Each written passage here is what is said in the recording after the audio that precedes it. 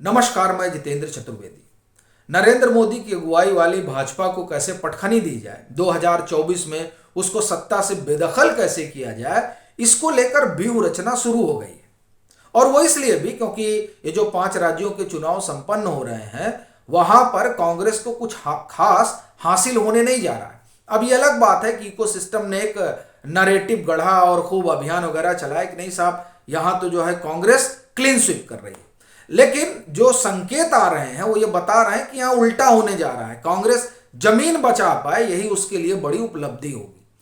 तो इस कारण पूरा जो इकोसिस्टम है और कांग्रेस की अगुवाई वाला जो विपक्ष है वो इस बात में जुट गया है कि जो मुद्दे हैं उनको अब निकाला जाए, उनको धार दी जाए ताकि नरेंद्र मोदी को घेरा जा सके, नहीं तो 2024 में कुछ कर नहीं पाएंगे। तो उस घेराबंदी में वैसे तो कई मुद्दे हैं, लेकिन अभी हम बात ईडी पर करेंगे।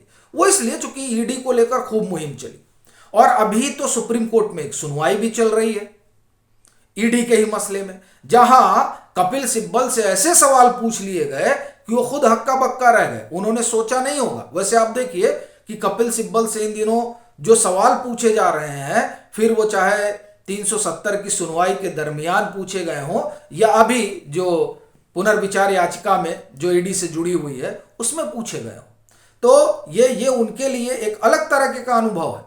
क्या हुआ वहां, क्या उनसे पूछा गया, उस पर तो हम आएंगे। लेकिन आप देखिए कि ईडी को लेकर किस तरीके का अभियान चल रहा है अभी तक, और उस अभियान में 3-4 परसेप्शन गढ़े जा रहे हैं। क्यों गढ़े जा रहे हैं उस पर मैं आऊंगा। फिर मैं आऊंगा कि क्या कुछ हुआ सुप्रीम कोर्ट में। देखिए, एक परसेप्शन तो सीधे सीधे यही कहा जा रहा है कि साहब ईडी का प्रयोग जो है वो डराने धमकाने के लिए किया जा रहा है, सत्ता बनाने बिगाड़ने के लिए किया जा रहा है। लेकिन यह कोई नहीं कह रहा है कि तमाम कोशिशों के बाद भी आखिर क्यों जो ईडी की चार्जशीट तैयार करता है ईडी, उससे क्यों नहीं पार पा रहे हैं तमाम जो नेता, फिर वो चाहे मनीष सिसोदिया हो, चाहे सेंथिल बालाजी हो या ऐसे कई नेता। क्या वजह है? आखिर में कुछ तो कारण होगा। ईडी के पास कुछ तो सबस्टांस रहते होंगे, तभी सब फंसे जा रहे हैं। और दूसरी चीज हुआ क्या है कि पहले तो ये होता था ना कि हम आपको छुएंगे ना आप हमको छुइए।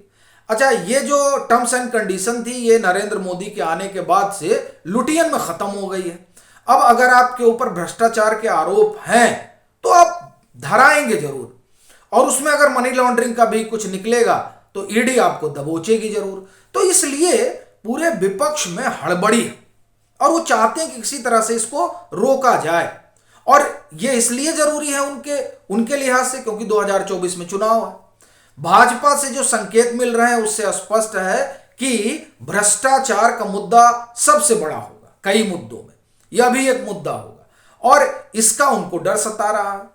क्योंकि हिंदुस्तान में सरकारें बनी हैं, बिगड़ी हैं, उसमें भ्रष्टाचार की बड़ी भूमिका रही है। 1989 का चुनाव भ्रष्टाचार पर ही लड़ा गया था। 2014 का चुनाव में भ्रष्टाचार बड़ा मुद्दा था। 2019 में भ्रष्टाचार को मुद्दा बनाने की कोशिश कांग्रेस ने की राफेल के बहाने और औंधे मुंह गिर पड़ी। 2024 में भी यही होने जा रहा है और इस बार भ्रष्टाचार का मुद्दा सत्ता पक्ष बनाएगा। क्योंकि प्रधानमंत्री ये कह रहे हैं कि मोदी गारंटी है किसकी? भ्रष्टाचार मुक्त शासन। और इन सब के ऊपर तो बड़े गंभीर आरोप। तो अब अपनी साख कैसे बचाई जाए?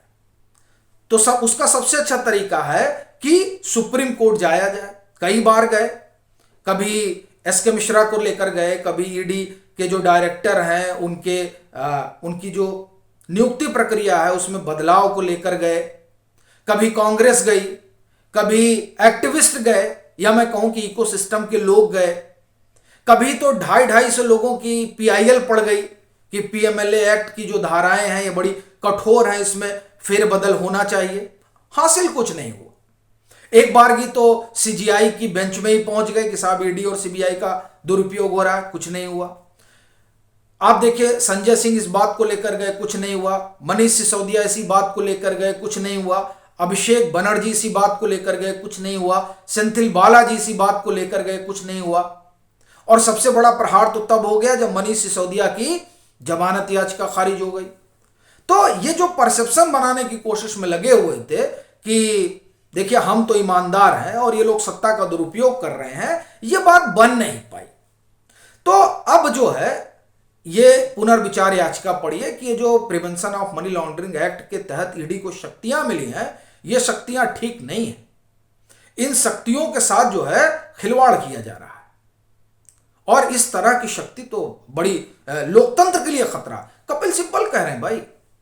और दरअसल जब कपिल सिब्बल से यही सवाल सुप्रीम कोर्ट ने पूछ लिया, तब आप ये समझिए कि हालत सबकी खराब हो गई। देखिए 2022 में जो फैसला आया था prevention of money laundering act से जुड़ा हुआ, उस फैसले को लेकर रिव्यू पिटीशन पड़ी है और उसमें न्यायमूर्ति संजय किशन कौल, न्यायमूर्ति संजीव खन्ना और न्यायमूर्ति बेलाएम त्रिवेदी की खंडपीठ है। अब वहां पर बहस चल रही है। अब उस बहस में क्या होता है कि न्यायमूर्ति बेलाएम त्रिवेदी जो सवाल पूछती हैं कपिल सिब्बल से, वो सवाल दरअसल बड़े तीखे हैं और इन्हीं सवालों ने आप एक तरह से कहें कि हलचल पैदा कर दी। क्योंकि बार बार ये कहा जा रहा है ना कि prevention of money laundering act जो है उसका दुरुपयोग हो रहा है। बड़ा सवाल यह है कि और ये बड़ा कठोर है, तो ये कठोर बनाया किसने? एक चीज। दूसरी चीज, जो लोग इस बात को लेकर अपील कर रहे हैं, जिरा कर रहे हैं, वो सब सरकार में थे। पी चिदम्बरम फिनांस मिनिस्टर थे जब ये prevention of money laundering act लागू किया जाता है। 2002 में आया था, लागू 2005 में हुआ है। तब क्या कपिल सिब्बल को नहीं लग रहा था कि इसमें जो है जो धाराएं हैं वो मौलिक अधिकार का हनन करेंगी? दूसरी चीज, इनकी धाराओं को कठोर कब किया गया? ये भी बड़ी चीज है कि इसमें भी पी चिदम्बरम की बड़ी भूमिका रही और पीआईएल डालने वालों में वो भी आगे रहे जब 240 लोगों की पीआईएल पड़ी थी। और फिर आप देखिए कपिल सिब्बल पुनर्विचार याचिका पर बहस कर रहे हैं और वो बता रहे हैं नहीं साहब ये जो बड़ा जो है तानाशाही वाला कानून है। उस समय वो भी मंत्री थे यूपीए की सरकार में, उन्होंने क्यों नहीं तब विरोध किया? अभिषेक मनु सिंघवी भी जो है prevention of money laundering act को लेकर बड़ी बहस कर रहे हैं। वो अपने जो मुवक्किल हैं उनको रिप्रेजेंट कर रहे हैं। बड़ी चीज है, ये भी सरकार का हिस्सा थे। दरअसल इसी तरह का सवाल जो है वो जब पूछा गया तब कपिल सिब्बल जो है वो, मैं तो यही कहूंगा कि सदमे में चले गए और इस सवाल ने दरअसल विपक्षी अभियान को एक्सपोज भी कर दिया। क्या कुछ होगा इस पुनर्विचार याचिका को लेकर वो तो सुप्रीम कोर्ट तय करेगा, लेकिन सुप्रीम कोर्ट को जो ये राजनीति का मंच बनाने की कोशिश हो रही है, वो दरअसल उस कोशिश को एक सवाल ने सबके सामने उजागर कर दिया। क्या पूछा न्यायमूर्ति ने? न्यायमूर्ति ने कहा कि जब पीएमएलए लागू किया गया था तब सिब्बल विपक्ष में थे या सत्तारूढ़ पार्टी का हिस्सा थे? अच्छा, खास बात यह है कि एडवोकेट कानून के खिलाफ बात कर रहे थे और पीएमएलए को साल 2002 में संसद में पास किया गया था, लेकिन 2005 में इसे लागू किया गया। उस दौरान देश में कांग्रेस की अगुवाई वाली यूपीए सरकार थी। तो अब जब कांग्रेस की यूपीए सरकार थी तो न्यायमूर्ति ने पूछ लिया कि आप कहां थे तब, सत्ता पक्ष में थे कि विपक्ष में थे? तो उन्होंने कहा कि साहब मैंने ऐसा कानून कभी नहीं देखा। मतलब उनका लंबा राजनीतिक जीवन है। इस पर न्यायमूर्ति त्रिवेदी ने सवाल पूछा, साल 2002-2005 में क्या आप विपक्ष में थे? सिब्बल ने कहा हो सकता है कि इसे एक पार्टी ने लागू किया हो और संशोधित किया हो, लेकिन हमने कभी नहीं सोचा था कि इसे इस तरह से लागू किया जाएगा। जो लेडी से पूछ रही हैं वह विवादास्पद है, मैंने ठीक जवाब नहीं देना है। आगे सुनिए। फिर न्यायमूर्ति त्रिवेदी ने कहा कि मैं बस यही पूछ रही हूं कि क्या आप उस साल विपक्ष में थे? सिब्बल ने कहा इसका असर काफी बड़ा होगा, यानी जवाब नहीं दे रहे हैं। इससे मिलने वाली शक्तियों के चलते यह देश की राजनीति पर असर डालता है या खतरनाक है। उस समय यह बात कपिल सिब्बल को नहीं पता थी। यही सवाल जो है सुप्रीम कोर्ट पूछ रहा है, यही सवाल न्यायमूर्ति ने उठाया कि भाई ये ठीक है, आप जो कह रहे हैं सब बड़ी अच्छी बात है, लेकिन आप तब कहां थे जब इसे लाया गया? तब आप कहां थे जब इसे लागू किया गया? तब कहां थे? कायदे से इसका जवाब कपिल सिब्बल साहब को देना चाहिए। लेकिन कपिल सिब्बल साहब क्या कहते और क्या बोलते?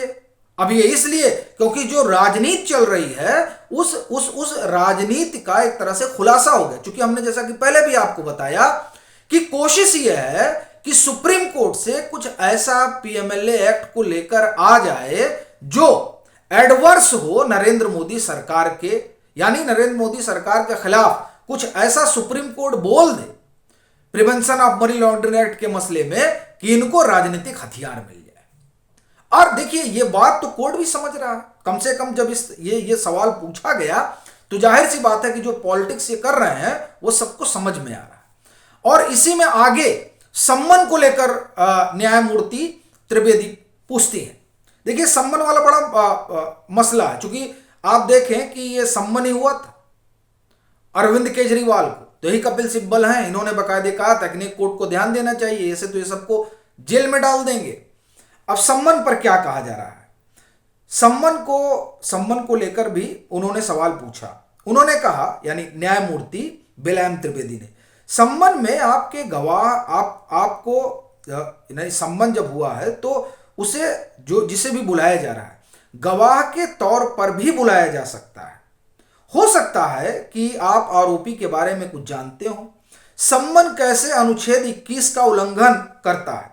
जब आपको जानकारी देने के लिए कहा जाता है तो क्या यह जीवन और आजादी से आपको वंचित करता है? ये देखिए, ये जो बहस है ना, इस बहस ने बहुत चीजें साफ कर दी। आगे सुनिए, सिब्बल ने कहा, लेकिन मुझे यह पता होना चाहिए कि मुझे क्यों बुलाया गया है। सीआरपीसी के हृदय में आजादी है, यानी उसकी मूल भावना जो है वो आजादी है। जब हमें सीआरपीसी की धारा 161 के तहत बुलाया जाता है तो हम गवाह कहलाते हैं। लेकिन यहां कुछ स्पष्ट नहीं है, क्योंकि मैं मेरे संवैधानिक अधिकारों का इस्तेमाल नहीं कर सकता, क्योंकि मुझे नहीं पता है कि मुझे क्यों बुलाया गया और मुझे क्यों गिरफ्तार किया जा सकता है। दरअसल यही सबसे बड़ा सवाल है जो न्यायमूर्ति बेलैम त्रिवेदी ने उठाया कि आप जो कुछ कह रहे हैं तो यह बताइए कि आप तब थे कहां, सत्ता पक्ष में थे या विपक्ष में थे? और बड़ी चीज ये देखिए कि जब पीएमएलए आया तब विपक्ष में थे और जब लागू हुआ तो सत्ता पक्ष में थे। रोक देना चाहिए था। क्या कपिल सिब्बल को नहीं मालूम था कि इसका इस तरह से दुरुपयोग हो सकता है? दरअसल ये जो सवाल उठा है, जाहिर सी बात है ये इस बहस को एक और दिशा देगा। बाकी तो इस मसले में क्या कुछ रहेगा सुप्रीम कोर्ट में, वो देखने वाली बात होगी। आपसे अपना यही अनुरोध रहेगा कि अगर आप मतांतर से नहीं जुड़े हैं तो जरूर जुड़िए, वीडियो को लाइक कीजिए और साझा करना मत भूलिए।